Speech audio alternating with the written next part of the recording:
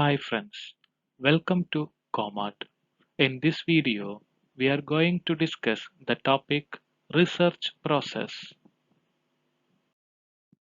As we already understood, research is a systematic inquiry with regards to collection of information, interpretation of facts, and revision of existing theories in the light of new facts or evidences.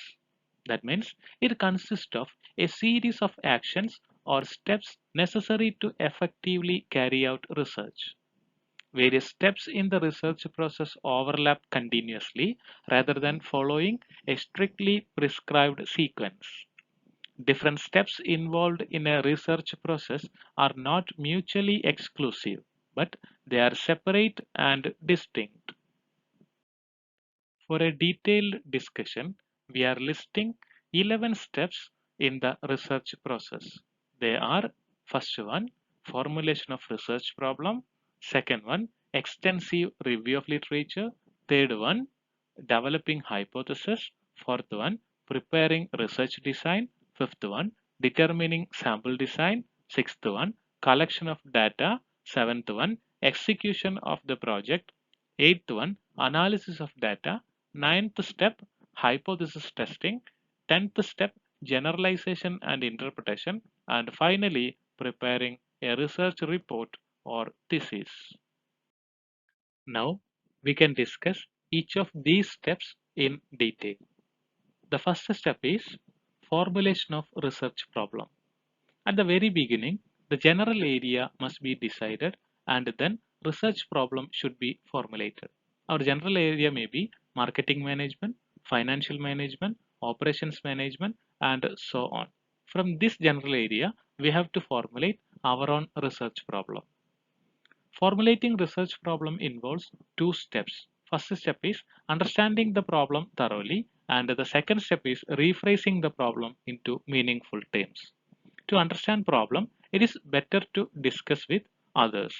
Another way to understand the problem is to collect and examine all the available literature. Here literature means both the conceptual literature as well as the empirical literature. After understanding the problem with the help of other people and with the help of literature, then we have to rephrase the problem into meaningful terms. Here, rephrasing problem into meaningful term means rephrasing problem into analytical or operational terms. Moving on to second step, that is extensive review of literature. Once the problem is formulated, the researcher should undertake extensive literature survey connected with the problem. In order to review, literature can be collected from various academic journals, conference proceedings, government reports, books, etc. In this process, it should be remembered that one source will lead to another. The earlier studies, if any, which are similar to the study in hand should be carefully studied. Now the third step, that is developing research hypothesis. After extensive literature review, the researcher should state the working hypothesis in clear terms. Hypothesis is a tentative assumption made in order to draw out and to test its logical or empirical consequences. The role of the hypothesis in research is to guide the researcher by delimiting the area of research and to keep him on the right track. Hypothesis sharpens the researcher's thinking and focuses attention on the more important facets of the problem.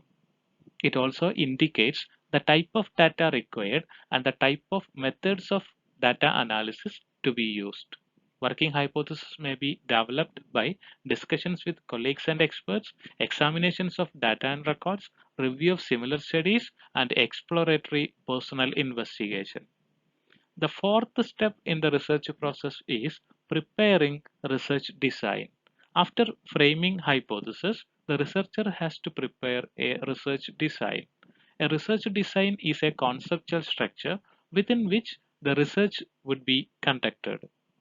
It facilitates research to be as efficient as possible, yielding maximum information.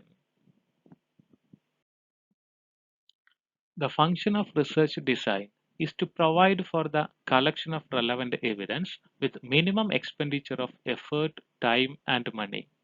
Preparation of research design involves the means of obtaining the information, the availability and skills of the researcher and his staff, the time available for research, the cost factor relating to research. Now, the next step is determining sample design.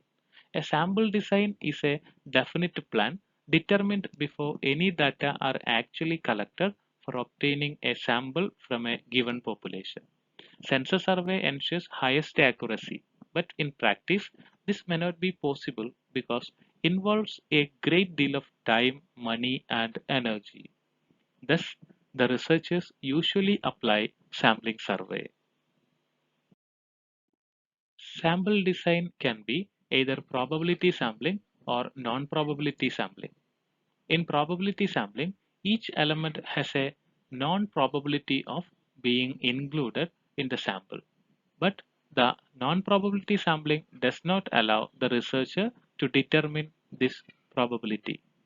Next step is collection of data. There are several ways of collecting the appropriate data which differ considerably in context of cost, time, and other resources at the disposal of the researcher.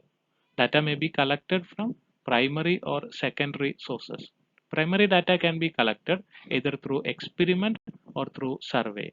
If the researcher conducts an experiment, he observes some quantitative measurements or the data with the help of which he examines the truth obtained in his hypothesis. The seventh step is execution of project. The researcher should see that the project is executed in a systematic manner and in time. If the execution of the project proceeds on correct lines, the data to be collected would be adequate and dependable. If the survey is to be conducted by means of structured questionnaire, data can be readily machine processed. If the data are to be collected through interviewers, arrangements should be made for proper selection and training of the interviewers. A careful watch should be kept for unanticipated factors in order to keep the survey realistic as much as possible.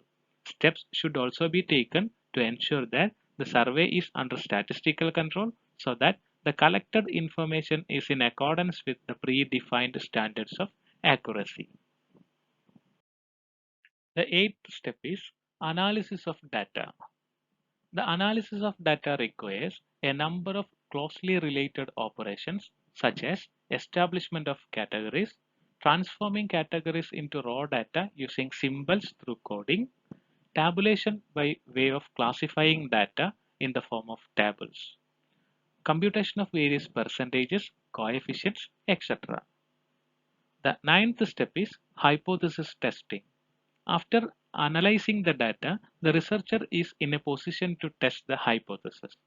Testing of hypothesis answers the questions such as do the facts support the hypothesis or they happen to be contrary. Various tests such as chi-square test, t-test, f-test have been developed by statisticians for the purpose of hypothesis testing.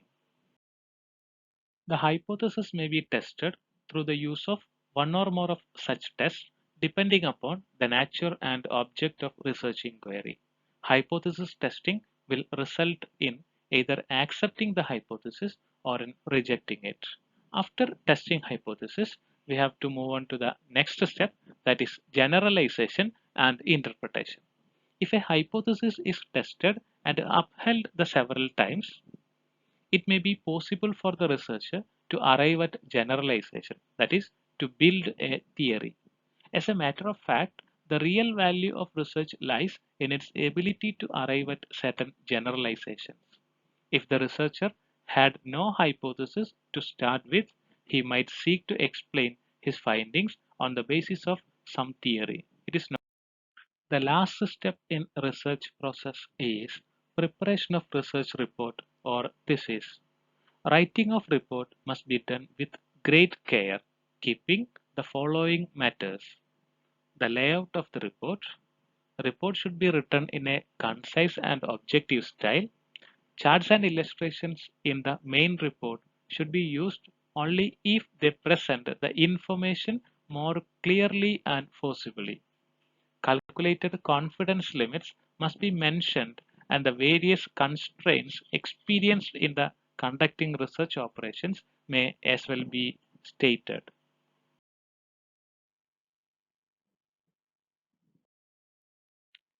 Thank you.